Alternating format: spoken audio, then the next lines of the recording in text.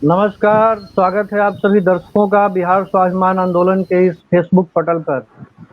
कल, आज और कल की इस श्रृंखला में एक बार फिर से मैं युवा कवि प्रवीण कुमार मिश्र उपस्थित हुआ हूँ रोहतास जिले के साथ। रोहतास, कल, आज और कल। और इस परिचर्चा में हमारे साथ जो हमारे वक्ता उपस्थित हैं, चलिए मैं आपसे आपका उनसे परिचय करवाता हूँ। हमारे पहले वक्ता के रूप में जुड़ रहे हैं श्री गोपाल नारायण सिंह जी। आप राज्यसभा सांसद हैं, आपका कोटिशत आभार और आपका सादर अभिनंदन इस कार्यक्रम में हमारे साथ जुड़ने के लिए। हमारे दूसरे वक्ता के रूप में हमारे साथ जुड़ रहे हैं भूपेंद्र नारायण सिंह जी। आप संवाददाता हैं दूरदर्शन रोहतास से, आपका भी हार्दिक अभिनंदन, स्वागत इस कार्यक्रम में। जैसा कि हमारा विषय है रोहतास, कल, आज और कल, अतीत, वर्तमान और भविष्य, इन तीन कालखंडों का आज इस परिचर्चा में हम लोग समावेश करेंगे। तो चलिए हम चलते हैं। हमारे अभिभावक श्री गोपाल नारायण सिंह जी, आपसे जानना चाहेंगे हमारे दर्शक कि रोहतास का अतीत, रोहतास की ऐतिहासिक और सांस्कृतिक क्या पृष्ठभूमि रही है, इसके विषय में हमारे दर्शकों को बताएं श्री गोपाल नारायण सिंह जी। देखिए, बहुत बहुत धन्यवाद आपको इस कार्यक्रम में मुझको बुलाया। देखिए, रोहतास का पुराना नाम पहले शाहबाद डिस्ट्रिक्ट जिला था, जिसमें से 4 जिला हो गए, कैमूर, भोजपुर और आपको बक्सर और रोहतास। रोहतास का इतिहास जो है सबसे बहुत पुराना है और वैदिक काल के ये तो वहां से चलता है, क्योंकि सासाराम का नाम अपने आप में शास्त्राबाहु के नाम से रखा गया, उसी का अपभ्रंश सासाराम है। शास्त्राबाहु की नगरी, शास्त्राबाहु की राजधानी थी सासाराम। उसके बाद आप आइए तो विश्वामित्र की कर्म असलित रही है। अभी भी ये आपको कोयल नदी और सोन नदी के संगम पर आज भी विश्वामित्र का चबूतरा वहां बन है। बांदू गांव जो है उसके बगल में, तो यहाँ पर विश्वामित्र अपना तपस्या करते थे, यज्ञ करने के लिए बक्सर जाया करते थे, जहां उनको राक्षसों से संघर्ष होते रहता था। उसके बाद आप आइए, उसके बाद के कालखंड में यहाँ से शेरशाह रौजा हुआ और डालमिया, उसके बाद आया डालमिया फैक्ट्री बना। तो इस तरह से इस शाहबाद जिला का, जो आज रोहतास जिला का एक पार्ट है, शाहबाद का एक पार्ट रोहतास हो गया है।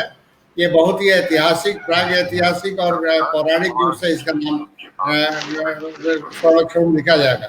यहाँ पर एक सबसे पुराना, विश्वामित्र जब हरिश्चंद्र को परीक्षा लेने के लिए बनारस नहीं रहे हैं। हेलो जी जी जी सर। हेलो, अरे जी सर। तो जब वहां से विश्वामित्र जी वहां से हरिश्चंद्र के परीक्षा लेने के बाद रोहतास को जब उन्होंने दोबारा जीता किया, यहाँ से जो लिंक दिया कि नहीं वो लोग, किसका आवाज आ रहा है? हेलो। तो उसके बाद रोहतास को यहीं पर आके विश्वामित्र के शरण में आके, और सोन नदी से 500-600 फीट ऊंचा एक पहाड़ी है, कैमूर का रेंज है, वहां पर ही अपना किला बनाया। यहीं से पूरा साम्राज्य का उन्होंने संचालन किया था। इसलिए रोहतास फोर्ट यहाँ का सबसे बड़ा ऐतिहासिक है। उसके बाद आप जाइए, शेरगढ़ पड़ता है, शेरशाह से भी पुराना है। उसके बाद शेरशाह का रौजा आ गया है 500 साल पहले। उसके बाद यहाँ से आपको डालमिया फैक्ट्री है, बंजारी फैक्ट्री है ये। और आज के डेट में ये समूह समाप्त होने के बाद एक नया, आज के युग में 14-15 सालों से ये विश्वविद्यालय की स्थापना हुई, जिसका हमारे नाम से, गोपाल नारायण सिंह के नाम से। आज वहाँ मेडिकल कॉलेज है, 29 विषय चल रहे हैं और यहाँ से हर एक साल लगभग 800-900 लड़के पर ईयर यहाँ से कैंपस सिलेक्शन की फ्लाइट निकलते हैं, जिसकी संभावना है कि वो लगभग 15 से 2000 तक जाएगा लोग। क्योंकि यहाँ आज की स्थिति, यहाँ लड़कों की टेक्निकल एजुकेशन पढ़ने का करीब 5 से 6 हज़ार है, जो बढ़ के 2-3 सालों में वो लगभग 12 से 13 हज़ार तक जाएगा और प्योर रेसिडेंशियल विश्वविद्यालय बनने जा रहा है। इसलिए बिहार में पहला विश्वविद्यालय हो रहा है जो रेसिडेंशियल विश्वविद्यालय, और इतना विषय और का यहाँ पर प्रशिक्षण शिक्षण हो रहा है और वहाँ के लड़के ट्रेंड होके निकल रहे हैं और देश के कोने कोने में जाके यहाँ पर जी अपना बिहार का नाम रोशन कर रहे हैं। जी आगे आगे आप जी पूछे तो फिर बता। जी जी जी आपने ऐतिहासिक चर्चा की और साथ ही साथ वर्तमान में युवाओं की शिक्षा के विषय में भी आपने बताया। वर्तमान में अगर हम बात करें अतीत के आलोक में वर्तमान की अगर तुलना की जाए तो रोहतास को आप कितना खरा पाते हैं? वर्तमान में रोहतास क्या अपनी ऐतिहासिक विरासत को सहेजने, संवर्धित करने और संरक्षित करने में सक्षम है? देखिए, ये मैं सांसद जी रोहतास फोर्ट और शास्त्राबाहु नगरी को प्रोटेक्ट करने के लिए लगातार जो शैक्षणिक मंत्री हैं हमारे पटेल जी, प्रहलाद पटेल जी, उनसे लगातार कांटेक्ट में हैं कि यहाँ पर उसको राष्ट्रीय धरोहर मान के उसका विकास किया जाए, पर्यटन स्थल बनाया जाए। क्योंकि अभी रिसेंट जो था, पहले सुंदरबन के बाद कैमूर पहाड़ी रोहतास फोर्ट एरिया जो था इसके लिए रॉयल बंगाल टाइगर के लिए सेकंड स्थान, दूसरा स्थान माना जाता था। बीच में शिकारगाह के चलते वो लगभग समाप्त हो गया। फिर अब उसको आपको ये टाइगर रिजर्वायर में करने की कोशिश की जा रही है और अभी लोकेट 2-3 बाघ अभी और लोकेट हुए हैं जो बाहर से यहाँ पर आके अपना आश्रय लिए हुए हैं। उनकी प्रगति के लिए भी कोशिश की जा रही है। जी जी आपसे ही हमारे दर्शक जानना चाहेंगे कि पर्यटन की कितनी संभावनाएं हैं रोहतास में और इस पर क्या कुछ काम हुआ है अभी तक? देखिए, पर्यटन का तो सबसे बताया ना आपने। पहला चीज तो आज सासरा में रोहतास ये शेरशाह का रौजा है, काफी प्रमुख है। दुनिया का सेकेंड टॉप है वो, बीजापुर गोलकुंडा के बाद सेकेंड टॉप माना जाता है शेरशाह रौजा का। उसके बाद रोहतास फोर्ट को डेवलप करने के लिए कोशिश की जा रही है। दिल्ली से मैंने कई बार कोशिश किया और प्रॉमिस भी किया कि इसको हम लोग डेवलप करेंगे। इसलिए आप देखते होंगे कि डेहरी से जो रोहतास तक का रोड है 4 लेनिंग किया जा रहा है और सीमेंटेड रोड जो सालों भर चलने लायक रोड बनाया जा रहा है और रोहतास तक जाएगा। अभी नया जोड़ने की कोशिश हो रही है विश्वामित्र चौतरा जो बांदूर के बगल में है, उसको भी हम इस लाइन पर पर्यटन स्थल पर डेवलप करने की कोशिश कर रहे हैं और केंद्र सरकार से आग्रह है कि उसको टेकअप करे।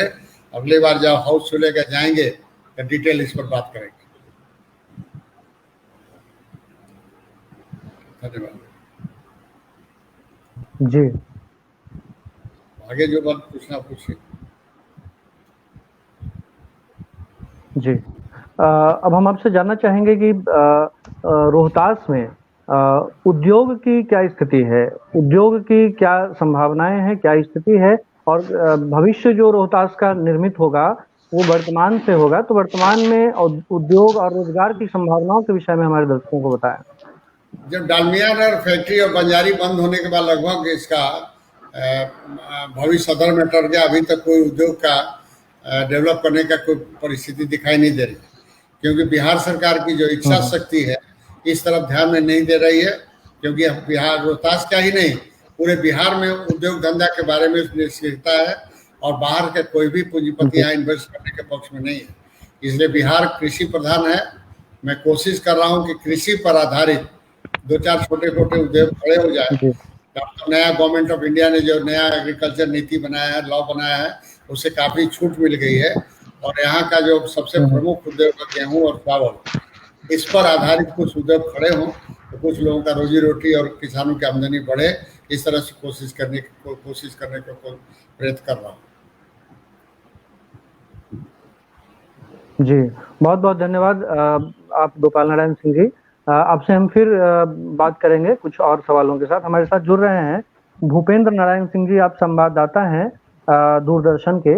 आपसे हम जानना चाहेंगे कि कला और साहित्य के क्षेत्र में जो रोहतास जिला है उसकी क्या स्थिति है? कला और साहित्य, आप जानते हैं कि समाज का आईना होता है साहित्य, तो साहित्य और कला की क्या स्थिति है, इसके विषय में हमारे दर्शकों को बताएं।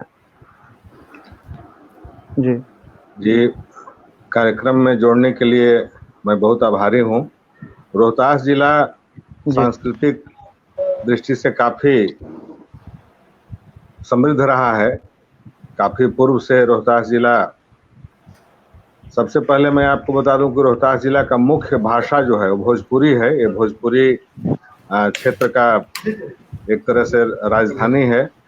भोजपुर शाहाबाद में ही भोजपुर जिला है तो यहाँ की जो संस्कृति है वो भोजपुरी संस्कृति है। और अभी तक हम लोग हमको जाना है भोजपुरी भाषा को मैं आप ले रहा हूँ मंच से करके। जी जी, सादर धन्यवाद आपका, नमन। तो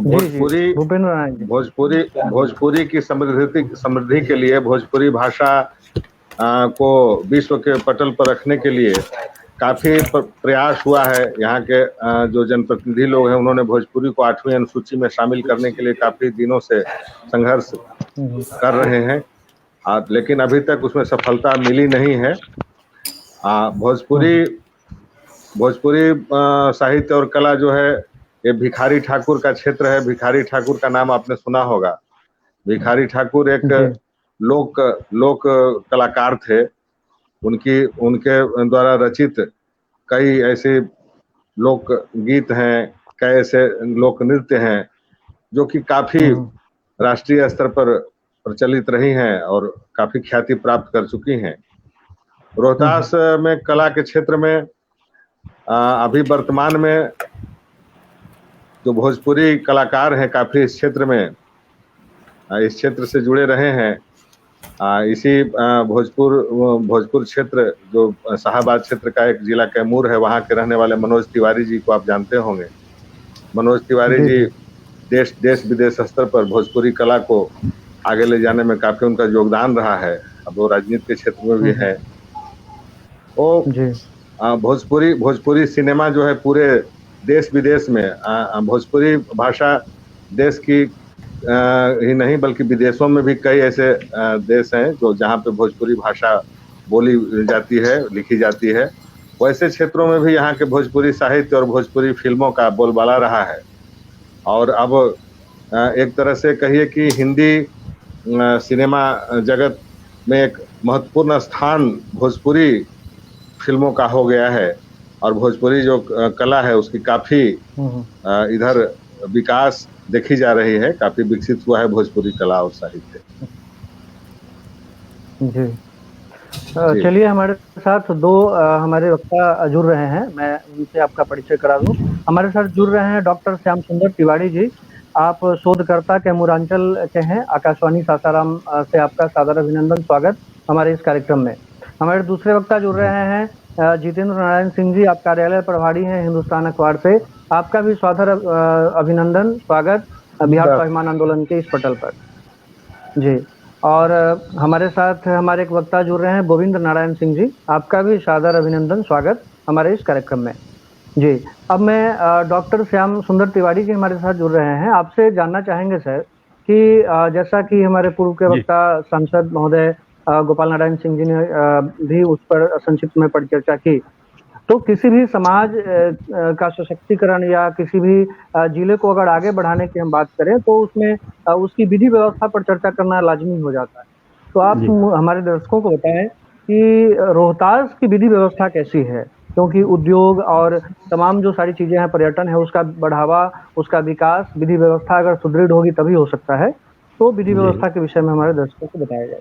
जी सर, विधि व्यवस्था तो अभी वर्तमान में बहुत अच्छी है और चूंकि हम चाहेंगे कि रोहतास की जो ऐतिहासिक पृष्ठभूमि है उसके बारे में हम बात करें और अपने तमाम जो दर्शक जुड़े हुए हैं, पहले तो सबका स्वागत आदरणीय सांसद, माननीय सांसद आदरणीय गोपाल नारायण सिंह जी, गोविंद नारायण सिंह जी, भूपेंद्र नारायण सिंह जी, जितेंद्र नारायण सिंह जी और तमाम हमारे साथ जो दर्शक जुड़ चुके हैं, सबको हमारा अभिवादन है। और जहाँ तक हमने कहा कि रोहतास के इतिहास पर थोड़ा सा हम बात करेंगे, फिर विधि व्यवस्था पर हम आते हैं। क्योंकि रोहतास का इतिहास बहुत ही प्राचीन है और अगर हम देखें रोहतास का नामकरण जो होता आया है इसके इतिहास से जुड़ा हुआ है। और यहाँ की जो दो धरोहरें हैं, हमें कहना अतिशयोक्ति नहीं होगी कि दुनिया की सर्वाधिक प्राचीन ये धरोहरें हैं। पहली जो धरोहर है वह है रोहतासगढ़। रोहतासगढ़ का जो इतिहास है, पुरातत्व है, वह अति प्राचीन है और उतना प्राचीन किला कोई नहीं है। जैसा कि सभी जानते हैं कि रोहतासगढ़ का जो संबंध है वो राजा हरिश्चंद्र के पुत्र रोहिताश्व से जुड़ता है। लगता है श्याम सुंदर तिवारी जी तकनीकी कारणों से हमसे जुड़ नहीं पा रहे हैं, तो यही सवाल लेके मैं उपस्थित होता हूँ। हमारे साथ जितेंद्र नारायण सिंह जी उपस्थित हैं। आप क्योंकि पत्रकार हैं तो आपको बखूबी इन विषयों की जानकारी होगी। तो सवाल वही है, सांस्कृतिक और ऐतिहासिक पक्ष पे बोल रहे थे श्याम सुंदर तिवारी जी, इसी को आगे लेके आप बताएं कि क्या पृष्ठभूमि रही है सांस्कृतिक और ऐतिहासिक रोहतास जिले की। सबसे पहले ये परवीन जी को बहुत बहुत धन्यवाद और तमाम लोगों को भी बहुत बहुत धन्यवाद। हमारा विषय है, आपने विषय दिया कल, आज और कल, रोहतास के परिप्रेक्ष्य में। कल और आज और कल तीन छोटी छोटी शब्द है, लेकिन वो बहुत बड़ा इसका विषय बनता है, व्यापक जी, व्यापक है। तो हमारे यहाँ जो पुरानी चीजें हैं, रोहतास एक समृद्ध जिला माना जाता है, कृषि प्रधान जिला माना जाता है, और यहाँ कला संस्कृति से लेकर के ऐतिहासिक पृष्ठभूमि को शेरशाह सूरी से लेकर के आज तक कई ऐतिहासिक जगह है जिसको संरक्षित करने की जरूरत है, जो नहीं हो पाया। मौजूदा हालात में देखते हैं तो ताराचंडी धाम है, शेरगढ़ किला है, इन चीज़ों पर थोड़ा सरकार का ध्यान आया है, लेकिन जो होना चाहिए था वो नहीं हो पाया। और हमारे यहाँ सबसे बड़ी चीज़ है, यहाँ धान की उपज होती है। ये कृषि प्रधान जिला है और यहाँ चावल उत्पादन ज़्यादा होता है। आज के परिप्रेक्ष्य में देखा जाए तो इस पर सरकार की कोई नज़र नहीं है और करीब 1000 राइस मिलें बंद हैं और जिले की 1000 राइस मिलें बंद हैं। ये सरकार की नीति इसको कहें या फिर व्यापारियों का कार्य क्षमता कम हो गई, ये बंद है।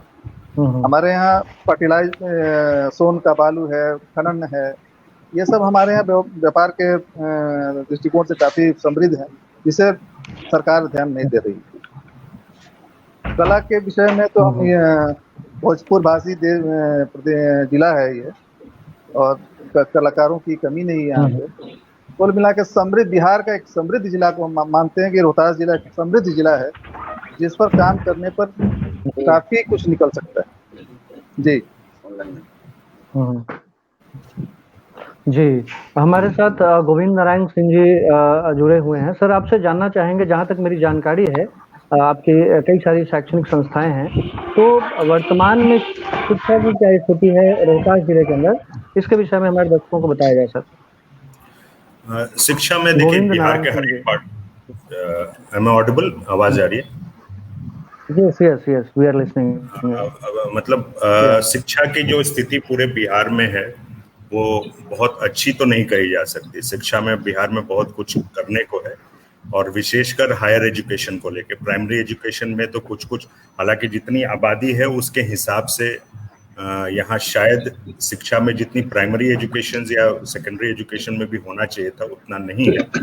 और उसी के लिए हम लोगों ने एक प्रयास किया है कि जो मतलब आप अगर देखें बिहार का सिनेरियो और बहुत पुराना अगर देख लेंगे आप, जितने भी हमारी लोकगीतें हैं वो लोकगीतों का आधा सार ही आती है पलायन को लेके। आप मैं जब से सुनता रहा हूँ भिखारी ठाकुर से लेके, वो पूरी कहानी ही शायद हम लोगों ने अपने किस्मत को ही मान लिया है कि पलायन के लिए बने हैं। तो उस स्टेटस को हम लोग थोड़ा बदलने की कोशिश कर रहे हैं, और जैसा कि सांसद महोदय ने भी इसको जिक्र किया था, और अभी हम लोग यहाँ करीब 11 विषयों का अभी हम लोग शुरुआत कर चुके हैं, जिसमें 2008 में हम लोगों ने मेडिकल कॉलेज की स्थापना की थी। और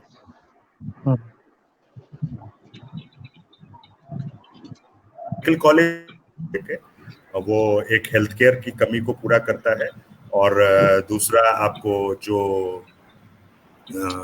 जो एजुकेशन है, जो डॉक्टर्स की कमी है उनको पूरे करने की भी कोशिश हम लोग करते हैं। करीब 150 छात्र हर एक वर्ष हम यहाँ से डॉक्टर्स बन के निकलते हैं, और हम लोग प्रयास कर रहे हैं कि 250 छात्र की ये हो जाए, संख्या हो जाए अपनी।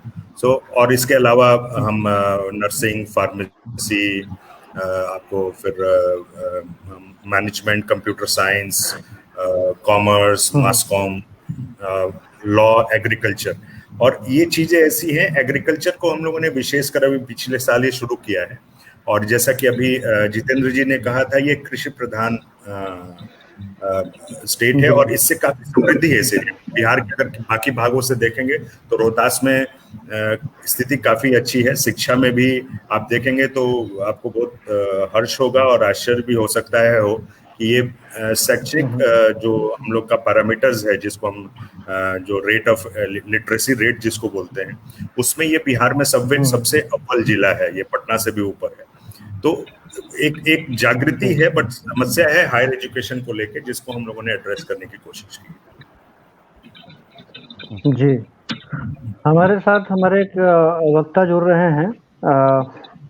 मैं पहले तो उनका परिचय ले लूं। हेलो जी जी जी जी सर, स्क्रीन पे हेलो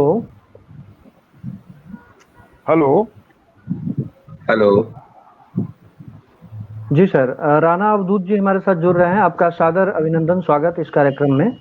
आप अपना परिचय देते हुए। जी जी जी आप सभी को प्रणाम। प्रणाम आपको भी, आपका स्वागत, अभिनंदन हमारे इस कार्यक्रम में। आपसे जानना चाहेंगे हम कि युवाओं की जो सहभागिता होती है किसी भी समाज में, वो निश्चित करता है उस समाज के भविष्य को। तो रोहतास जिले के जो नवयुवक हैं, उनमें किस तरह का भाव आप देखते हैं अपने राज्य, प्रदेश और खासकर अपने समाज को सुशक्त, सुदृढ़ बनाने के विषय पर? इसके विषय में हमारे दर्शकों को बताएं। जी, राणा अवधूत जी। नहीं, निश्चित रूप से आपका सवाल बड़ा अच्छा है कि युवाओं की भूमिका।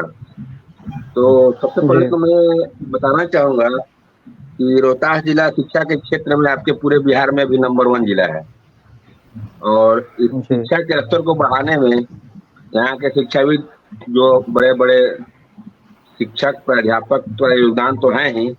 हमारे गोविंद जी बैठे हैं साथ में हम लोग के, इनके जैसे शिक्षाविदों का भी बहुत बड़ा योगदान है, जिन्होंने गोपाल नारायण सिंह विश्वविद्यालय और नारायण मेडिकल कॉलेज जैसे ऐसी संस्था को स्थापित किया कि लोग आज कम से कम रोहतास जिला और सासाराम और जमुआर को मधुबनी और भागलपुर से भी महसूस कर रहे हैं कि कुछ है वहाँ। तो ये हम लोग के लिए गर्व की बात है। जहाँ तक युवा की बात रही, तो आप रोहतास जिला का यदि इतिहास देखेंगे तो स्वतंत्रता संग्राम से लेकर देश की आजादी की लड़ाई हो, या उसके बाद जेपी आंदोलन, जो आजाद भारत के बाद सबसे बड़ा आंदोलन था, इन सभी आंदोलनों में यहाँ के युवाओं की अहम भूमिका रही है।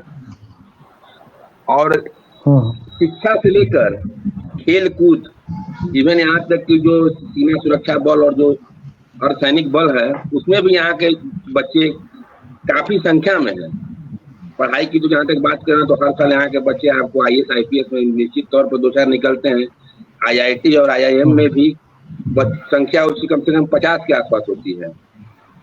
PhD करने वाले भी यहाँ बहुत सारे बच्चे हैं, जो बनारस यूनिवर्सिटी, BHU, बीरकुएसी और दिल्ली यूनिवर्सिटी से लेके तमाम जगह पे काम कर रहे हैं। IIT के क्षेत्र में भी यहाँ के बहुत सारे बच्चे हैं, जो बेंगलोर और हैदराबाद में अच्छे अच्छे पदों पर मल्टीनेशनल कंपनी में IT सेक्टर में बेहतर काम कर रहे हैं।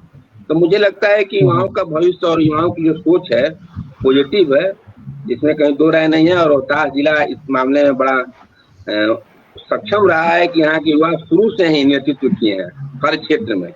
यदि आप किसानी की बात करेंगे तो हमारे यहाँ जिले के कई प्रखंडों में कई प्रगतिशील ऐसे किसान युवा हैं जो नौकरी छोड़कर आज किसानी में कर रहे हैं, चाहे वो मछली का उत्पादन कर रहे हो, या मुर्गा का उत्पादन कर रहे हो, या फिर गौ पालन में ही हो, मशरूम का उत्पादन कर रहे हैं। तो कई ऐसे युवा हैं जिन पे हम लोगों ने काफी काम भी किया है अपने अखबार के माध्यम से या अपने ब्लॉग के माध्यम से। जो काफी बेहतर है। आपको मशरूम की खेती में विक्रमगंज में कुछ युवा हैं जो बहुत बेहतर प्रयास कर रहे हैं। शिमला मिर्च की खेती में वो बाहर से तकनीक लेकर आए हैं। तो मुझे लगता है कि रोहतास के युवाओं का बड़ा बेहतरीन योगदान रहा है समाज के और राज्य के विकास में, और कृषि से लेके, खेलकूद से लेके, शिक्षा से लेके सभी क्षेत्रों में उनका योगदान रहा है जी। आगे और बताया जाए। बहुत बहुत जी जी। अब श्याम सुंदर तिवारी जी हमारे साथ जुड़ चुके हैं।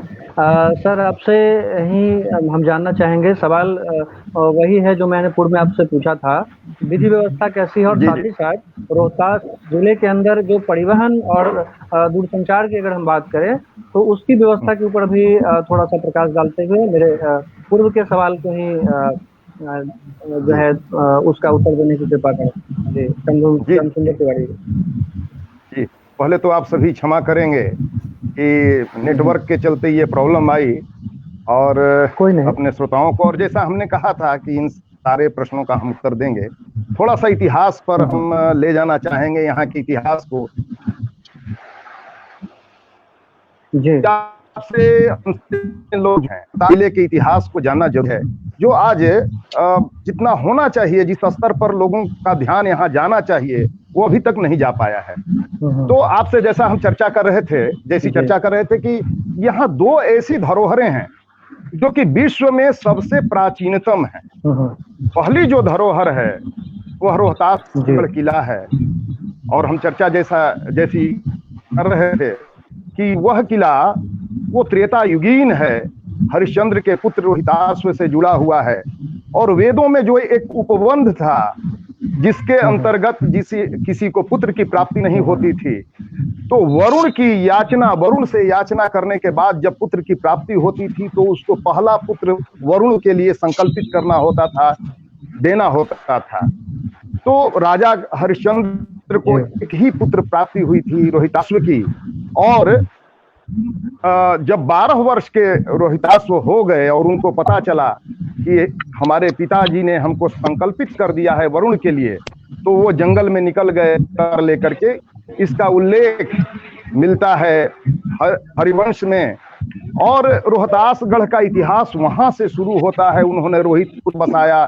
एनएलडे जैसे जो पौराणिक भूगोल पर काम कर चुके लोग हैं, उन्होंने माना है कि रोहितपुर जो हरिवंश में है वह उसका संबंध इस रोहतासगढ़ से है। तो वहां से इसका संबंध जुड़ता है, और लगातार यहाँ संस्कृति एक विकसित होती है। उससे प्राचीन भी यह किला है, क्योंकि वहां से हमने खोज की। अब 7 स्थल वहां पर रॉक आर्ट साइट के, शैल चित्रकला के मिल चुके हैं, जो मध्य पाषाण काल से लेकर के और मध्यकाल तक के हैं। और दूसरा 2000 में जो हमने खोज वहां पर मेगालिथ की, वो बिहार के लिए प्रथम है। तो इस तरह से मेगालिथ संस्कृति से लेकर के, महापाषाणिक संस्कृति से लेकर के और शैल चित्रकला तक सारी संस्कृतियां वहां पर मौजूद हैं। मध्यकाल के वहां पर अवशेष हैं, प्राचीन काल के अवशेष हैं, और आधुनिक काल के भी वहां पर आधुनिक काल में भी निर्माण हुआ है। जो दूसरी धरोहर हम बात कर रहे थे वह है सहस्राम। आज विश्व में आप गूगल खोल करके देख लीजिए, विश्व में किसी भी शहर की जो प्राचीनता जाती है वो 4000 वर्ष से पहले नहीं है।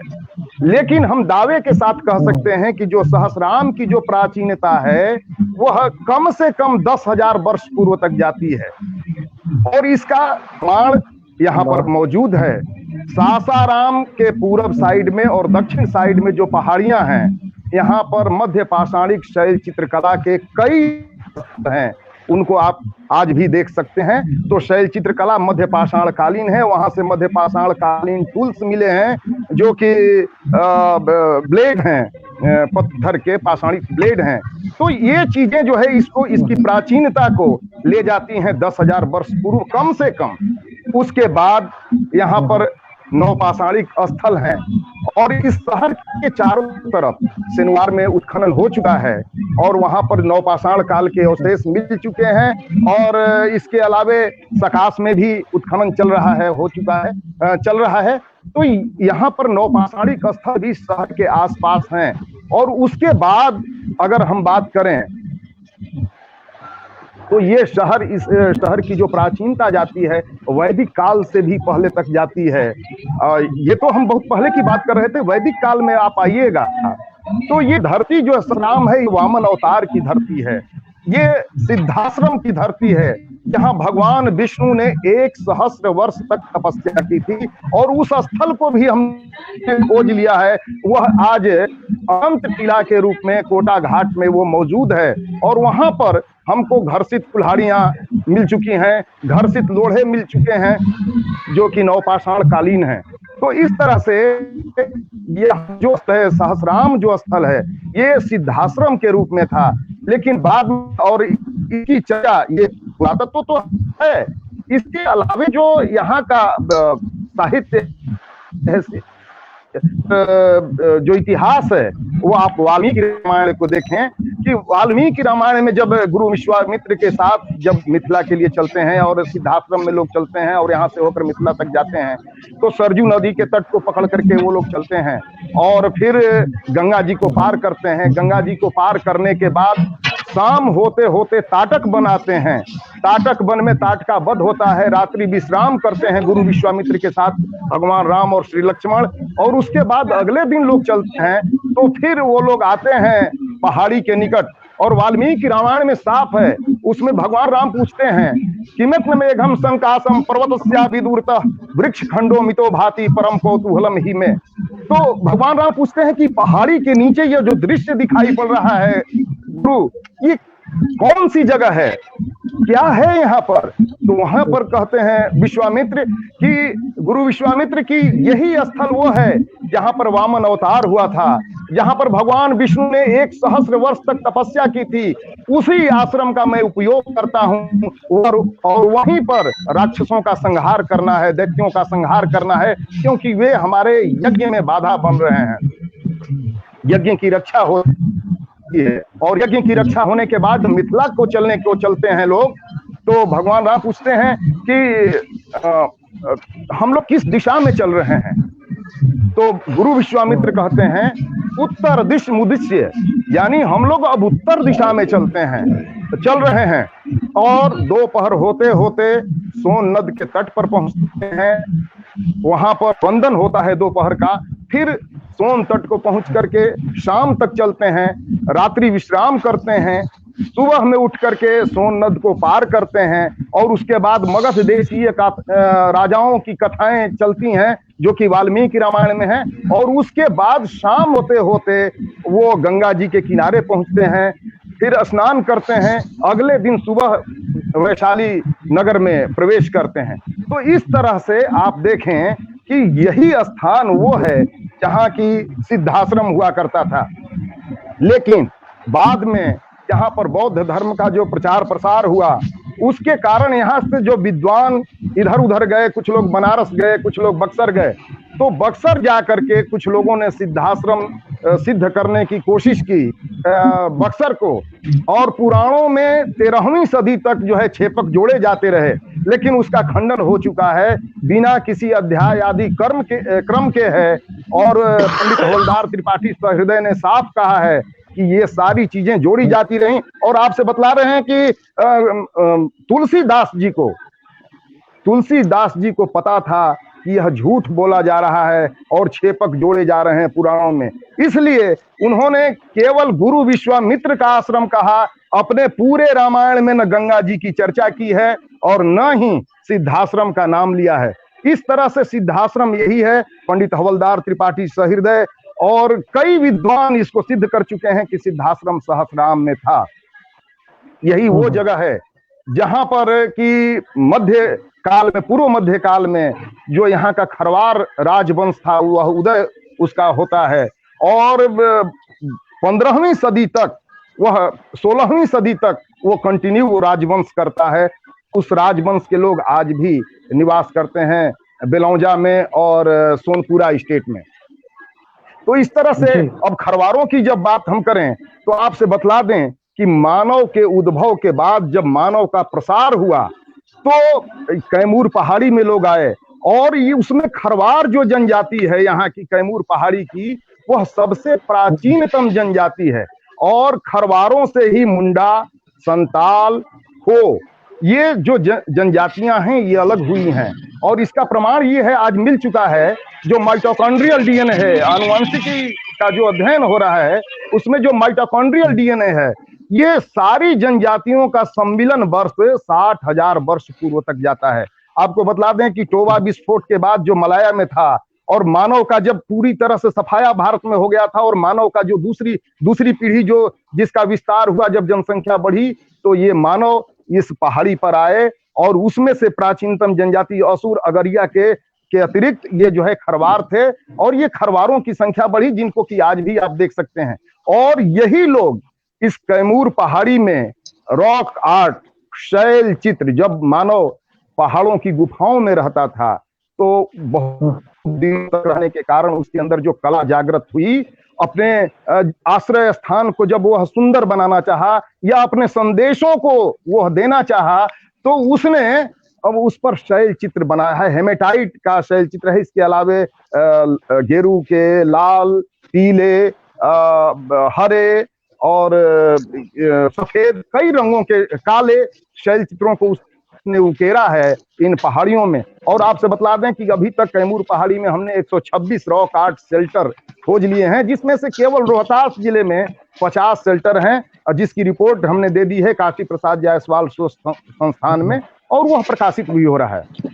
तो इस तरह से यह बहुत ही प्राचीनतम, यानी मध्य पाषाण काल में ही यहाँ मानव बस चुका था। तो ये पहाड़ियों पर ये मानव बस चुके थे और ये लोग, यही खरवार जब मानते हैं कि हम रोहिताश्व के वंशज हैं, उनका मानना है कि रोहिताश्व जो ये आए थे यहाँ पर जो किला, जिस किले का निर्माण कराया था, तो उन्होंने एक जनजातीय कन्या से शादी की थी और उसी की संतान हम लोग हैं, ऐसा माना जाता है। और आपसे बताएं कि भगवान राम के लंका विजय के बाद, क्या अगर समय है, नहीं तो हम इसको समाप्त करें। जी जी जी, संक्षिप्त में जी। भगवान राम के लंका लौटने के बाद, लंका विजय के बाद जो लोग आ रहे थे तो उनकी जो सेना थी, जिसमें हनुमान, सुग्रीव और अन्य जो लोग थे, वो सेना, इसका वर्णन मिलता है, रामायण में भी मिलता है कि ये लोग सारे लोग चल दिए थे अयोध्या के लिए। तो वो आज एससी राय ने उसको सिद्ध किया है कि ये सारे लोग जो थे वो उरांव हैं। भगवान राम की जो सेना थी वास्तव में वो उरांव थी, उनका जो है बंदर ठीक था और ये लोग कोंकण क्षेत्र के रहने वाले थे, द्रविड़ियन थे।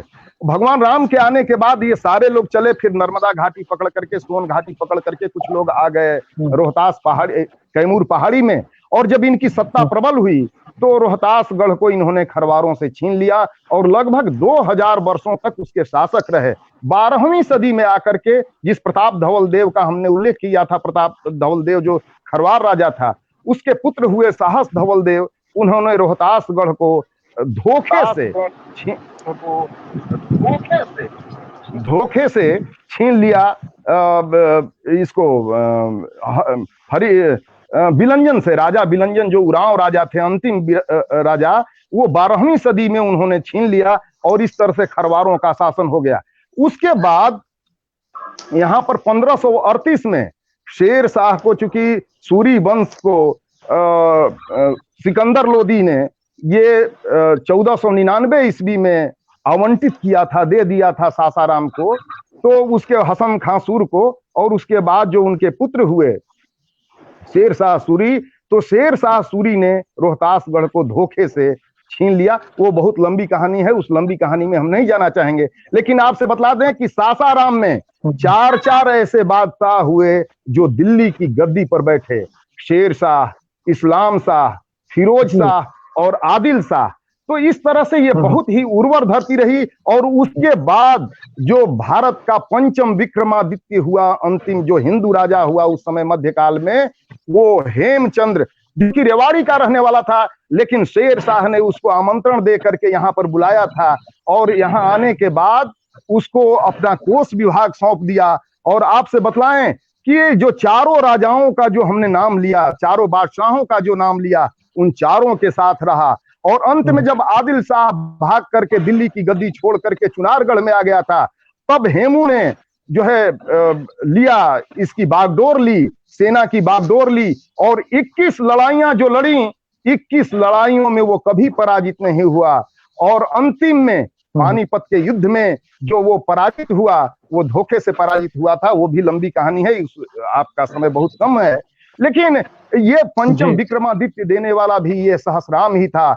और इस तरह से आप आगे चलिएगा तो स्वतंत्रता की लड़ाई में, जैसा कि हमारे कई जो वक्ता गण थे उन्होंने कहा कि बाबू निशान सिंह ने प्रथम स्वतंत्रता की लड़ाई में काफी यहाँ पर योगदान उनका है, याद किए जाते हैं। और उसके अलावे 1942 की क्रांति में भी यहाँ के जो क्रांतिकारी थे उन्होंने काफी इसमें योगदान दिया और अंततः भारत स्वतंत्र हुआ। तो जहां तक इतिहास की बात है तो बहुत ही समृद्ध है ये धरती, लेकिन यहाँ के जो पर्यटन स्थल हैं उन पर्यटन स्थलों को आज विकसित करने की जरूरत है। और वर्तमान में काम चल रहा है। बीच में कुछ दिनों के लिए कुछ बाधाएं आई थी, नक्सली उत्पात कुछ बढ़ा था, लेकिन विकास वैभव साहब जैसे आईपीएस और मनु महाराज जैसे आईपीएस आकर के, एसपी आकर के उसको शांत किया। और अब स्थिति ये है कि आज यहाँ पर विधि व्यवस्था बिल्कुल ठीक है, कहीं भी जाया जा सकता है। और वर्तमान के जो जिलाधिकारी महोदय हैं या डीएफओ साहब हैं प्रद्युम्न गौरव जी, उन्होंने काफी काम किया है। तुतला भवानी जैसा स्थल जहां पर कि प्रताप धवल देव ने अपना शिलालेख लिखवाया है। और आपसे बतला दें कि सोनाक्षी देवी के रूप में जो पुराणों में उल्लेख मिलता है यही तुतला भवानी है। और क्या खूबसूरत जगह है, लगभग 1 किलोमीटर लंबी पहाड़ी घाटी है और सामने से प्रपात गिरता है और नीचे में देवी हैं। जो प्रताप धवल देव ने लिखवाया है कि हम प्रतिमा स्थापित कर रहे हैं क्योंकि पुरानी प्रतिमा जो है वो टूट चुकी है, खंडित हो चुकी है। तो सोचिए कि 12वीं सदी में वो 1158 में वहां पर शिलालेख 1158 में वो शिलालेख लिखवाता है। तो इस तरह से उसके पहले कितने पहले वहां पर प्रतिमा रही होगी। तो सोनाक्षी देवी का भी जो है यहाँ पर यही स्थल है। और इसके अलावे शेरगढ़ है जो कि मध्यकाल में भुरकुड़ा किले के रूप में प्रसिद्ध था। आज भी भुरकुड़ा के राजा हैं जो खरवार राजा हैं, खरवार राजाओं का था, जिसको बाद में शेर शाह ने छीन लिया था खरवार राजाओं से और वह शेरगढ़ के रूप में प्रसिद्ध हुआ। बाद में बिल्कुल आपने और जो धरोहरें हैं उसके विषय में हमारे दर्शकों को बताया। अवश्य ही रोहतास को जानने का अवसर दर्शकों को मिला होगा। हमारे साथ भूपेंद्र नारायण सिंह जी हैं, आप दूरदर्शन से संबंध है आपका। आपसे जानना चाहेंगे कि जिस प्रकार का जैसा कि तिवारी जी ने अभी चर्चा की कि मध्य पाषाण कालीन वहाँ पे शैल चित्र है और कई सारे ऐसे दर्शनीय स्थल हैं, ऐतिहासिक दृष्टिकोण से बहुत ही समृद्ध हैं, तो विश्व स्तर का पर्यटन स्थल उसे बनाया जा सकता है। पर्यटन की जो स्थिति है और उस विश्व स्तर के पर्यटन को बनाने के लिए कौन सी समस्याएं हैं, इसके विषय में संक्षिप्त में हमारे दर्शकों को बताएं। सर 1 मिनट समय लेंगे आपका कि यहाँ जो सासाराम में जो सूरी वंश की जो धरोहरें हैं, पठान वास्तुकला का चरमोत्कर्ष उसमें देखा जा सकता है। उन धरोहरों को भी आज संरक्षित करने का, हालांकि संरक्षित हैं, लेकिन जिस तरह से इसको विश्व दाय में शामिल होना चाहिए था वो नहीं हो पाया है। ये हम सभी के लिए बहुत ही दुर्भाग्य की बात है। जी भूपेंद्र जी अब जी शुरू करें। जी धन्यवाद। जी बहुत बहुत धन्यवाद आपको दोबारा हमको जोड़ने के लिए। अभी हम लोगों ने श्याम सुंदर तिवारी से काफी सारगर्भित जानकारियां प्राप्त की। पर्यटन के दृष्टि में जहां तक प्रवीण जी आपने हमसे पूछा है, मैं आपको बता दूं कि रोहतास जिले में कई ऐसे स्थल हैं जो जहां हम देश के दूसरे हिस्सों में हजारों रुपए खर्च करके घूमने जाते हैं। उधर उत्तराखंड में कैंपटी फॉल वगैरह है, वहां जाते हैं और बहुत सारा खर्च करके हम लोग जाते हैं। लेकिन मैं आपको बता दूं कि रोहतास जिले में जैसे तुतला भवानी का जिक्र उन्होंने किया, वहां का जो जल प्रपात है, फिर धुआं कुंड है, फिर ये ताराचंडी धाम के पास जो है मांझर कुंड है, तो ये सब ऐसे जगह हैं कि अगर सरकार इस पर जरा सा ध्यान दे तो लाखों करोड़ रुपए जो है रोहतास जिलों के केवल पर्यटन से प्रति माह जो है आमदनी होगी। और रोहतासगढ़ किला की बात उन्होंने किया, काफी वर्षों से कई कारणों से वहां पर कार्य रुका हुआ है रोपवे का। रोपवे के कार्य के लिए अभी हाल फिलहाल अंतिम चरण में उसका काम चल रहा है। वन विभाग से भी उसके लिए अनापत्ति प्रदान कर दी गई है। तो ये जो पर्यटन के क्षेत्र के लिए जो रोहतासगढ़ किला है, जो त्रेतायुगीन किला जिसको कहा जाता है, कई हजार वर्ष पहले मैं वहाँ कई बार गया हूँ। आदरणीय तिवारी जी, गोविंद बाबू, ये सारे लोग वहाँ कई बार जा चुके हैं। आज अभी आदरणीय कोविंद जी जो महामहिम राष्ट्रपति हैं देश के, वहाँ पर प्रतिवर्ष रोहतासगढ़ तीर्थ मेला हमारे वनवासी बंधु भाई लगाते हैं, जो देश के कई हिस्सों से 20 से 25 हजार जनजाति बंधु वहाँ प्रतिवर्ष जो माघ पूर्णिमा के दिन आते हैं और वहाँ पर तीर्थ मेला लगता है। उनका मानना है कि हमारी उत्पत्ति यहीं से हुई, हमारी कुलदेवी यहीं है। उस स्थान पे जब बिहार में राज्यपाल थे आदरणीय कोविंद जी, तो उन्होंने एक बार वहाँ पे अपना कार्यक्रम दिया था। वो आए थे हम सबके बीच में और उन्होंने वादा भी किया था कि इसके विकास के लिए मैं जितना संभव हो सकूंगा करूंगा। तो सबके सहयोग से पर्यटन की जो संभावनाएं हैं, अपार संभावना है रोहतास जिले में।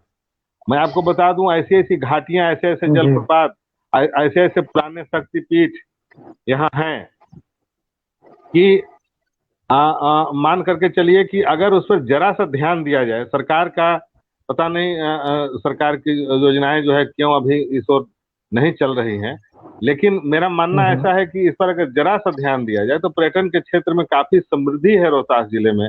और अभी भी ऐसे कई जगह हैं जहां काफी पर्यटक आते हैं, लेकिन विदेशी पर्यटकों के आने का केवल एक ही जगह है, सासाराम में जो शेरशाह जी का मकबरा है, वहीं पे विदेश से कुछ लोग आते हैं।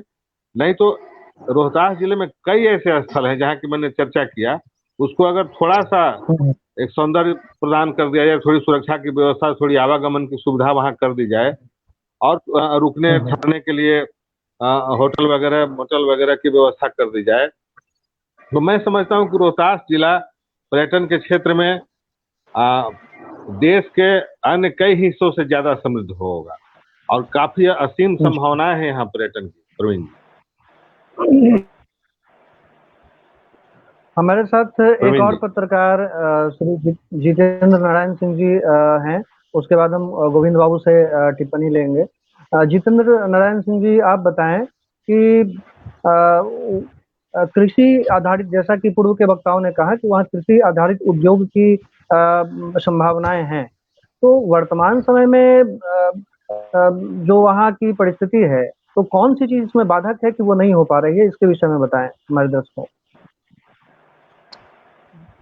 कृषि प्रधान जिला है रोहतास, ये तो पर कई वक्ताओं ने भी बताया। यहाँ सबसे बड़ी चीज है कि किसानों को जो सरकारी सुविधाएं मिलनी चाहिए, जैसे वो धान का समर्थन मूल्य है, वो लोगों को प्रॉपर नहीं मिलता है, बीच में वो चला जाता है कहीं और। यहाँ जो फर्टिलाइजर की सुविधा है या फिर उपकरणों की सुविधा है, पहले की सरकारों में उपकरण भी सब्सिडी पे मिला करते थे, वो फिलहाल के दिनों में बंद है या फिर वो बीच के दलालों के माध्यम से बेचा जा रहा है। तो जो एक्चुअल किसान है उनको वो नहीं मिल पा रहा है। होता क्या है कि वो उपकरण सरकार देती है, लेकिन वो दुकान से खरीदारी होती है और दुकान में ही बिक्री हो जाती है, वो किसानों तक नहीं जाता है। सबसे बड़ी चीज है किसानों के लिए एक समर्थन मूल्य, उनको उचित मूल्य का कुछ भी नहीं मिल पाता है। राइस मिलर वो टैगिंग और क्या क्या वो सिस्टम लगा करके वो दलालों के माध्यम से होता है। सबसे बड़ी यही समस्या। जी प्रवीण जी, अब गोविंद नारायण सिंह जी हमारे साथ हैं।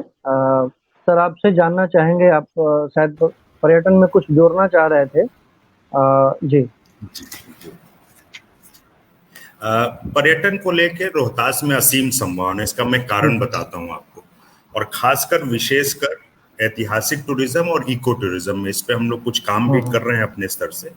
इसका सबसे बड़ा एडवांटेज है जो किसी वक्ता ने इसको हाईलाइट नहीं किया, इस जिले की कनेक्टिविटी बड़ी शानदार है। ये ग्रैंड कॉर्ड लाइन पे है रेलवे की, ये ग्रैंड ट्रंक रोड पे है, जीटी रोड जो सब शायद भारत का सबसे अहम रोड्स में से एक है। 120 किलोमीटर के पेरिफेरी में, 130 किलोमीटर के पेरिफेरी में 3 एयरपोर्ट्स आते हैं, गया, पटना और बनारस। और ये स्मैक बिल्कुल जिसको बोलते हैं ना, जो सबसे फेमस सर्किट है इंडिया का, अगर केरला को आप छोड़ दें तो शायद बिहार के लिए सबसे फेमस सर्किट है बुद्धिस्ट सर्किट, जहाँ सारनाथ से बोधगया के बीचों बीच स्थित है। अब ये हमारा दुर्भाग्य है कि उस पोटेंशियल को हम नहीं टैप कर पा रहे हैं। इको टूरिज्म में बहुत असीम संभावना है, ऐतिहासिक, जैसा कि हम लोगों ने कहा।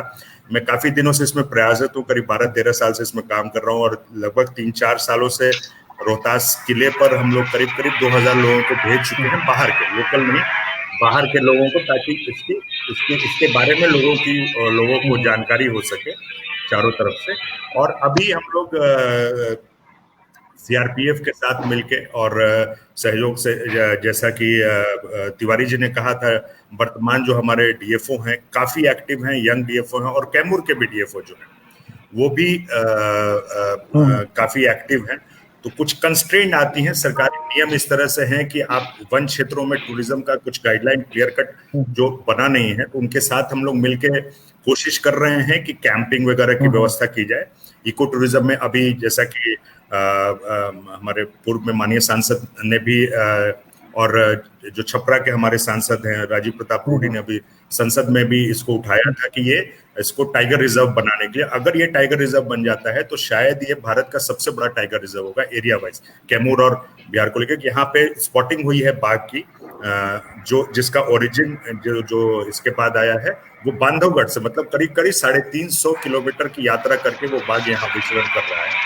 तो और ये पहले से काफी बड़ा ये रहा है, मतलब व्याघ्र का एरिया रहा है, लेकिन मतलब हंटिंग काफी हुई है यहाँ पे, और राजा महाराजाओं की ये हंटिंग एरिया हुआ करते, जिससे काफी नुकसान हुआ है इसको लेके।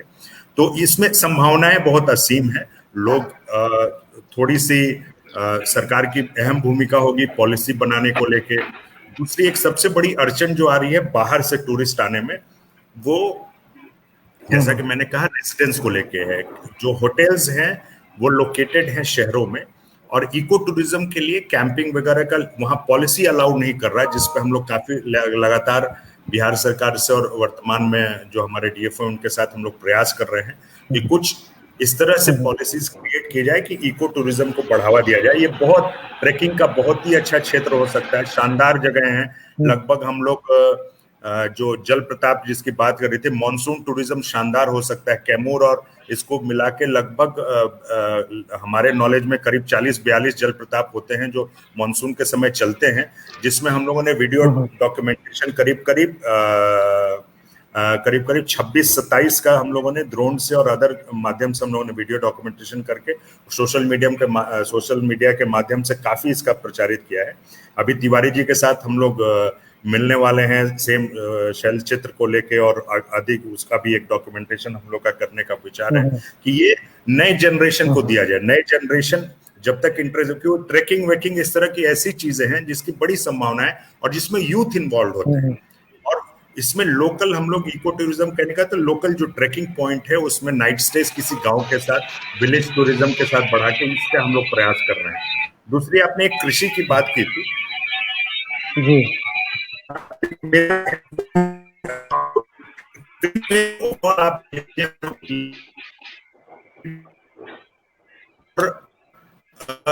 लिटरली हमको अगर आगे बढ़ना है तो मेरे ख्याल से ये धान गेहूं के साइकिल से बाहर आना होगा, क्योंकि एक्चुअली हम लोग बहुत ज्यादा उत्पादन कर रहे हैं और उतना खपत नहीं है, और डिमांड सप्लाई गैप की वजह से ये जो रेट के प्रॉब्लम्स होती हैं ये होता है।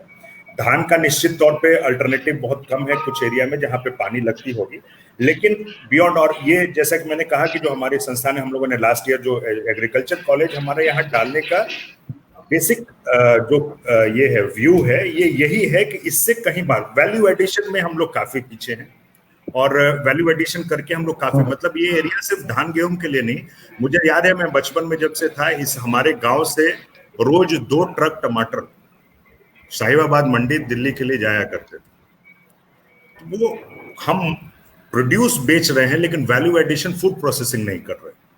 समस्या वहां है, उसमें हम लोग को काम करने की जरूरत है। दूसरी क्या है कि जैसे मैं आपको बताता हूँ, जिससे धान का कटोरा है ये, आप जो रोहतास जिला है वो इंडिया में पर हेक्टेयर, हम लोग नाटी मंसूरी जो उगाते हैं हाई यील्डिंग वैल्यू है, तो पर हेक्टेयर सबसे ज्यादा धान उपज इस एरिया में होती है। बट समस्या ये है कि उसका मार्केट वैल्यू काफी कम है। हम उगाते तो हैं बट रेट हमें नहीं मिलता, तो उसका भी हम लोग कोशिश कर रहे हैं किसानों के बीच में। अभी 2-3 दिन के बाद ही 16 तारीख को हमारे यहाँ किसान गोष्ठी भी हम लोगों ने आयोजित की है, और मूलतः हम लोग माइंडसेट इस तरह से क्रिएट करना चाह रहे हैं कि वो आप उससे मूव ऑन करो। और दूसरी एक बहुत बड़ी समस्या ये है, माइंडसेट जब मैंने बात की कृषि को लेके, ये समस्या क्या है कि नए जनरेशन खेती में नहीं आ रहे। ये बहुत भयावह स्थिति है। और अगर आप, मैं कहूँ, अगर मेरा मानना ये है कि अगर बिजनेस के प्रोस्पेक्टिव से अगर हम एग्रीकल्चर को देखें तो शायद इससे अच्छा प्रोस्पेक्टिव किसी चीज की हो नहीं सकती, क्योंकि इसका डिमांड कभी नहीं जाने वाला है। आबादी बढ़ेगी, डिमांड रहेगा, आप लाइफस्टाइल बढ़िया होगा, डिमांड इसका बढ़ेगा, तो ये जाएगा नहीं। अगर आप उस बिजनेस प्रोपोजिशन पे देखें तो इससे अच्छी ल्यूक्रेटिव कुछ हो नहीं सकता। परंतु इसमें नए एलिमेंट को, क्योंकि अभी भी हम लोग जो पहली ग्रीन रेवोल्यूशन है उससे बाहर हम लोग नहीं आ पाए। आज के डेट में हम लोग ग्रीन रेवोल्यूशन के साइकिल में ही है, और उस माइंडसेट से उसके बाद नेक्स्ट फेज पे जाने की जरूरत है, आधुनिकता लाने की जरूरत है, नई तरह की प्रोडक्टिविटी पे काम करने की जरूरत है, इनपुट कॉस्ट को नीचे करने की जरूरत है, क्योंकि किसान वही प्रॉब्लम में चला जाता है। जी जी जी जी, आपने जो इको टूरिज्म की बात की और एग्रीकल्चर में जो कन्वेंशनल क्रॉप है जिससे हमारे किसान आश्रित हैं, उनसे शिफ्ट करने की बात कही, अवश्य ही इससे फायदा किसानों को मिलेगा और रोहतास जिलों को खासकर मिलेगा। अब क्योंकि समय हो चुका है, 5 मिनट का समय बच रहा है, तो फाइनली हम आप लोगों से कमेंट चाहेंगे। राणा अवधूत जी, आपसे हम एक सवाल के साथ कमेंट चाहेंगे कि जो स्त्री शिक्षा है, बाल शिक्षा है, बालिकाओं की शिक्षा है, उस पे रोहतास जिले की क्या स्थिति है, इसको बताते हुए आप इस बात का, इस सवाल का भी उत्तर दें कि वह एक कौन सी चीज है जो रोहतास के भविष्य को स्वर्णिम बना सकता है। राणा अवधूत जी,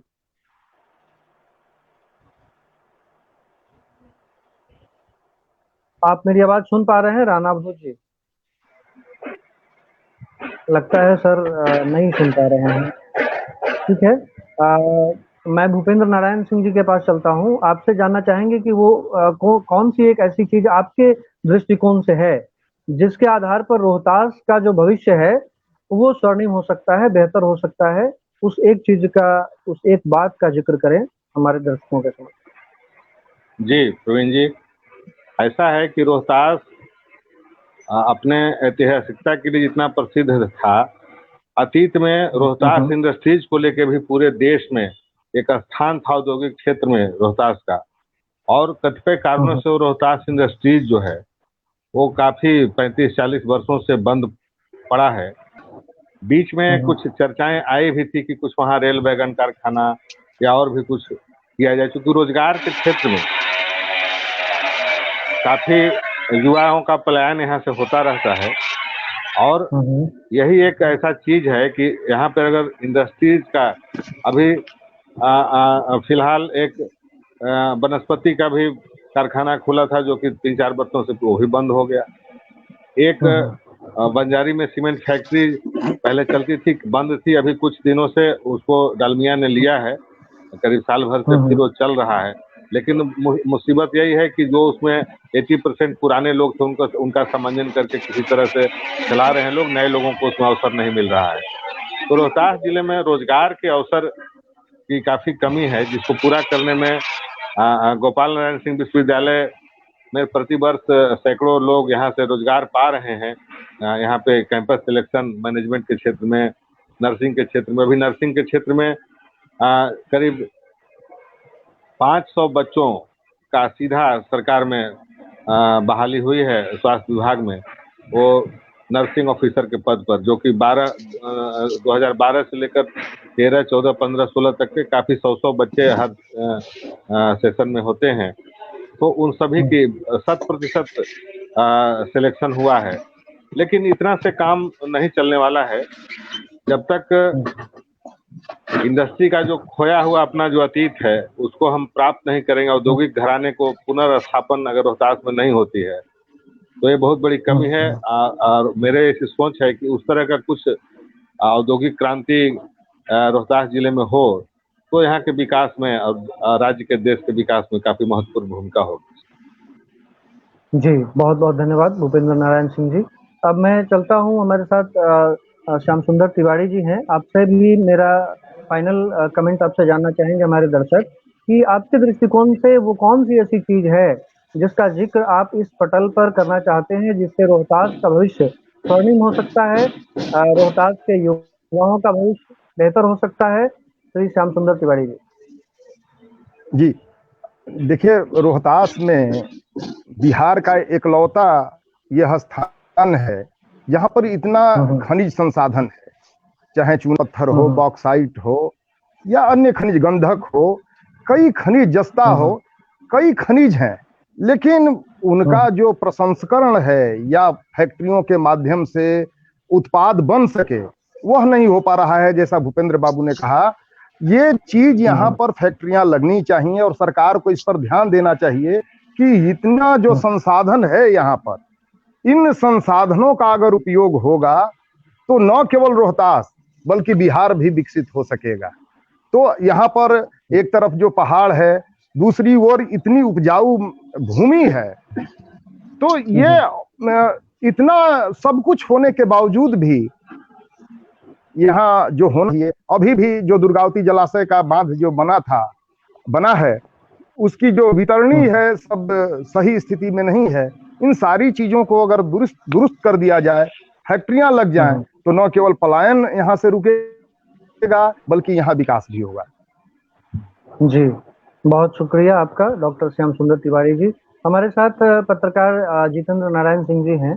आपसे भी मेरा सवाल यही रहेगा कि आखिर वो कौन सी एक ऐसी चीज का आप जिक्र करना चाहेंगे जिससे रोहतास का भविष्य सुनहरा होगा, स्वर्णिम होगा।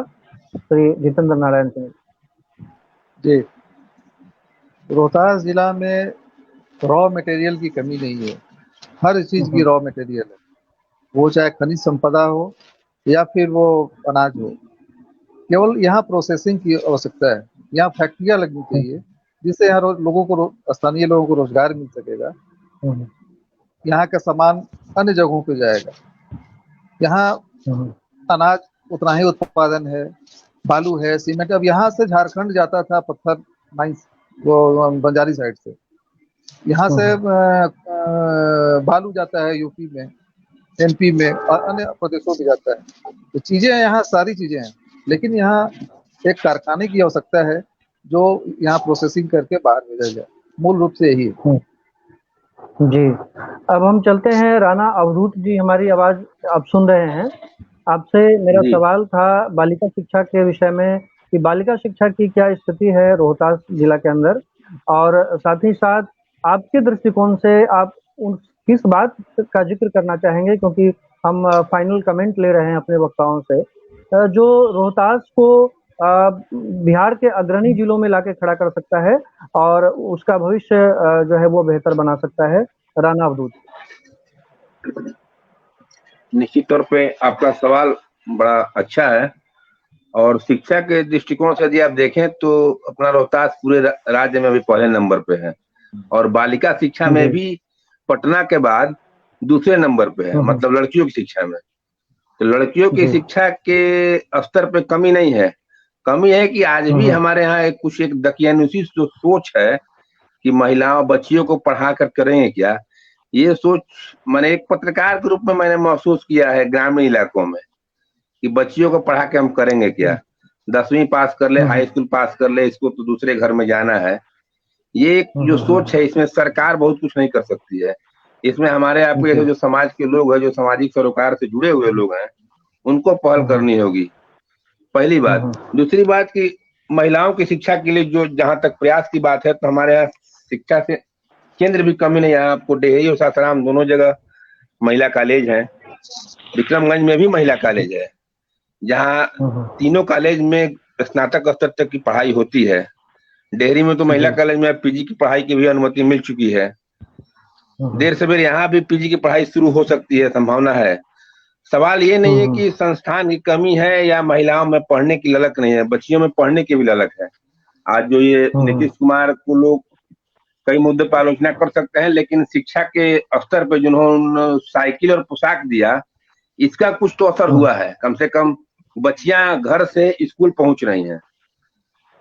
आप इसको देख सकते हैं। अभी तक कोरोना काल में बहुत सारी प्रभावित हुए हैं, शिक्षा व्यवस्था पूरी तरह बंद थी 6 महीने से, लेकिन कम से कम ये था कि बच्चियां साइकिल से 2 किलोमीटर 3 किलोमीटर 4 किलोमीटर दूर भी स्कूल जा रही थी। तो शिक्षा का माहौल हमारे लिए जिले में अभी बिल्कुल अच्छा है। बहुत वैसी स्थिति नहीं है, थोड़ा सामाजिक सोच की जरूरत है कि महिलाओं को भी आगे आना होगा और ये समाज के लोगों को समझना होगा कि यदि बच्ची कोई पढ़ने में ठीक ठाक है, उसमें कुछ प्रतिभा है, हो सकता है आर्थिक रूप से कमजोर हो, तो ऐसे लोगों को भी हमें आगे आना चाहिए, मतलब उसे मुख्य धारा में लाने की कोशिश होनी चाहिए। और इस स्तर पे जहाँ तक संभव होता है हम लोग करते हैं। यहाँ सभी लोग जो इस पैनल में शामिल है, सभी लोग बुद्धिजीवी हैं और मुझे लगता है कि सभी लोग इस तरह का प्रयास करते हैं, चाहे वो भूपेंद्र जी हो, गोविंद जी हो, जितेंद्र जी हो या श्याम सुंदर जी हो। सभी लोग इस तरह प्रयास करते हैं कि भाई महिलाओं की शिक्षा बढ़े, उनको प्रेरित किया जाए और अपने ऐसे सभी लोग सहयोग भी करते हैं। तो मुझे लगता है कि इस क्षेत्र में हमारा भविष्य, हमारे जिले की स्थिति अच्छी है। थोड़ा सा सभी लोग प्रयास करें, यह प्रतिशत और संभावनाएं और बढ़ेंगी। जी शुक्रिया राणा यही कहना है। अब फाइनल कमेंट हमारे साथ शिक्षाविद गोविंद नारायण सिंह जी जुड़े हुए हैं। आपसे हमारा फाइनल कमेंट होगा सर, आपसे लेना चाहेंगे कि वो कौन सी चीज जिसके ऊपर आप ध्यान आकर्षण करना चाहते हैं इस परिचर्चा में, जो रोहतास के भविष्य को बेहतर बना सकता है। जी देखिए, एक मुद्दा अहम सबने उठाया है और वो वाजिब है, रोजगार को लेकर। थोड़ा सा मेरा टेक इसमें दूसरा होता है। हम बहुत पक्षधर नहीं है बड़े उद्योगों को लगाने के। क्यों, मैं उसके कारण बताता हूँ। अब आज के डेट में ऑटोमेशन का युग आ गया है। बड़े उद्योग बड़े एरिया में लेते हैं, बड़े प्रोडक्शन करते हैं, लेकिन उसमें रोजगार सृजन उस तरीके से नहीं होता। वो आप ये हर जगह की ये कहानी है और कोई मतलब, क्योंकि अभी ऑटोमेशन और रोबोटिक्स का जमाना आ गया है, तो आप जो रोजगार सृजित हो रहे हैं वो टेक्निकल रोजगार सृजित हो रहे हैं। समस्या रोजगार के साथ बैलेंस कहाँ बनाना होता है कि आप उनसे पूछिए जो रोजगार के लिए लोगों को ढूंढ रहे हैं। हालत खराब हो जाती है अच्छे लोगों को ढूंढने के लिए। आप कहीं भी बाहर जाओ, सबसे बड़ी चर्चा होती है कि बेरोजगारी है, लेकिन आप पर्टिकुलर रोजगार के लिए किसी को अगर आप ढूंढ रहे हो तो बहुत परेशानी होती है। तो ये जो डिसबैलेंस है, मतलब हमारे यहाँ टेक्निकल एजुकेशन के साथ मतलब रोजगार सृजन करने वाले और रोजगार मुखी पाठ्यक्रम हो, ताकि उसके साथ हम लोग उसको देते हैं जिस पर हम लोग केंद्रित कर रहे हैं। दूसरा, मैंने जब कहा कि अगर बड़े उद्योगों का अगर मैं बात कर रहा हूं, तो इसके साथ हम लोग का जो यूनिवर्सिटी का फोकस होता है, धीरे धीरे वो फोकस है स्वरोजगार की ओर। आप रोजगार सीकर बनने के बला रोजगार गिवर बनो आप, मतलब। और इसके लिए हम लोगों ने अभी इंक्यूबेशन सेंटर इस साल हम लोगों ने स्टैब्लिश कर दिया है और ऑलरेडी हम लोग 2 लोगों को इंक्यूबेट कर रहे हैं। मतलब अभी भी बिहार से वो नहीं आया है, हम लोग संजोग से जो इंक्यूबेट कर रहे हैं, एक दिल्ली का लड़का है उसको कर रहे हैं और एक कानपुर का लड़का है उसको कर रहे हैं, तो एक लखनऊ का और एक कानपुर का। तो धीरे धीरे हमारे बच्चे भी आएंगे, क्योंकि अभी भी देखिए प्रॉब्लम क्या है कि we have been brought up, मतलब हमारी पढ़ाई ही इस तरीके से हमको भेजी जाती है कि तुम पढ़ लो, तुमको नौकरी करना है। क्योंकि वो माइंडसेट अभी चेंज होने में थोड़ा समय लगेगा, लेकिन हम लोग निश्चित तौर पर अपने तरफ से प्रयास कर रहे हैं कि आप जॉब सीकर के बजाय जॉब, और आमूलचूल परिवर्तन जो आएगा वो इसी से आएगा। और हमारा फोकस भी इसी तरफ है कि हम लोग जो रोजगार कृषि आधारित, क्योंकि रॉ मटेरियल उपलब्ध है, सभी वक्ता ने कहा कि हर चीज की रॉ मटेरियल उपलब्ध है, और एक सस्टेनेबल डेवलपमेंट के लिए बहुत जरूरी होता है कि आप एक बैलेंस्ड अप्रोच रखें। मतलब जो आपके यहाँ डिमांड है, जब आते हैं लोग, हम बहुत लोगों से मैं मिलता रहता हूँ, तो उसमें होता क्या है कि सबका प्रॉब्लम है कि क्या करें समझ नहीं आ रहा, और एक लिस्ट से एक बार बहुत सारी समस्याएं वो बता देते हैं कि ये समस्याएं हैं। तो रोजगार या बिजनेस क्या होता है, आप जो समस्याएं गिना रहे हैं उससे किसी एक समस्या का आप एक निराकरण ढूंढ लो, एक सोल्यूशन ढूंढ लो, वो एक बिजनेस मॉडल हो जाएगा। तो ये चीजें करने को बहुत अपॉर्चुनिटी है। और मैं अंत करूंगा, मतलब कल, आज और कल के का बहुत अच्छा पंचलाइन है। तो हमारा कल काफी सुनहरा रहा है। श्याम सुंदर जी ने काफी अच्छा वर्णित किया है और इतिहास हमारा बहुत स्वर्णिम, बहुत ही सुखद और सुनहरा रहा है। वर्तमान हमारा निश्चित तौर पर थोड़े असंयोजन में है, क्योंकि मैं मानता हूं हम ट्रांजिशन फेज में, हम लोग वी आर गेटिंग वर्स्ट से लेके हम लोग बेटर पोजीशन पे ओर जा रहे हैं, जो हमें एक स्वर्णिम भविष्य की ओर जरूर ले जाएगा और स्वर्णिम कल की ओर जरूर ले जाएगा, ऐसी मेरी आशा है। जी, रोहतास की भूमि से आप सभी प्रबुद्ध जनों का, विद्वानों का बिहार स्वाभिमान आंदोलन के इस प्रयास में, इस आंदोलन में, इस श्रृंखला में जुड़ने के लिए मेरी तरफ से और मेरी पूरी टीम की तरफ से आप सब लोगों को कोटि सह नमन, आभार, धन्यवाद। आपने अपना बहुमूल्य समय निकाला और इस परिचर्चा में हमारे साझीदार बने। आप लोगों को तहे दिल से शुक्रिया, धन्यवाद। आगे भी बिहार स्वाभिमान आंदोलन इस तरह की परिचर्चा के साथ उपस्थित होगा और अवश्य ही आप जैसे गणमान्य व्यक्तियों का सहयोग मिलेगा। इन्हीं संकल्पों के साथ रोहतास आगे बढ़े, रोहतास का भविष्य स्वर्णिम हो, सुंदर हो, सुखद हो। बहुत बहुत धन्यवाद आप सभी वक्ताओं का। बहुत धन्यवाद जी, आपको भी बहुत बहुत धन्यवाद अमित जी को और प्रवीण जी को हम लोगों को जोड़ने के लिए। जी, प्रणाम आप सब लोगों को।